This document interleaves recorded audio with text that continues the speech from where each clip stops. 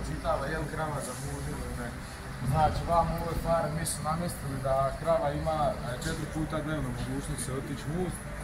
Ako joj nije vrijeme za mužu, ove kape preusmjeravaju nazad vamo gdje mogu ići ponovo jesti.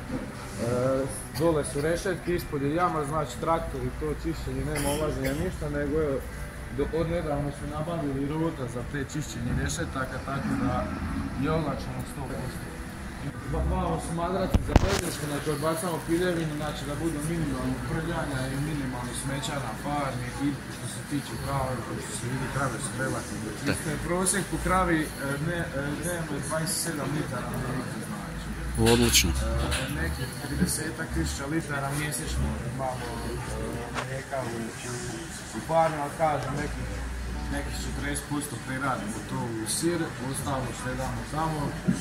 To sve ovisi kad koliko krava je zasušeno za teljenje, nekad bude više, nekad manje, ako je više zasušeno za teljenje, onda normalno imamo manje krava u mužu, manje mlijeka i odmah ide manje prerade i svega, ali općenito se vrti tako toga.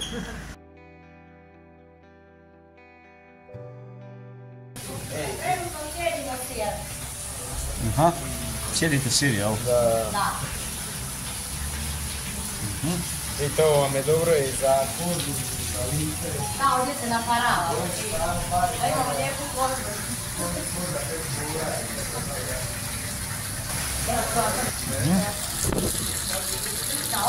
Ovo je sirka, jel? Da, koja nije za upotrebu. Ova nije, od svojeg sira. Od svježeg sira. Od svježeg sira je naši sir. Da.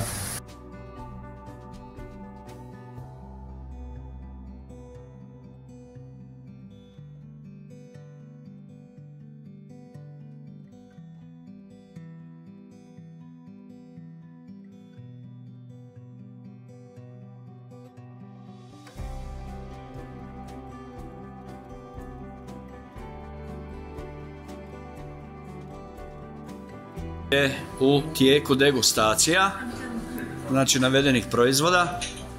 Imamo prilike znači kušati proizvode znači sa OPG-a. Vidim da učenici uživaju, što je jako pohvalno. Jel vam se sviđa?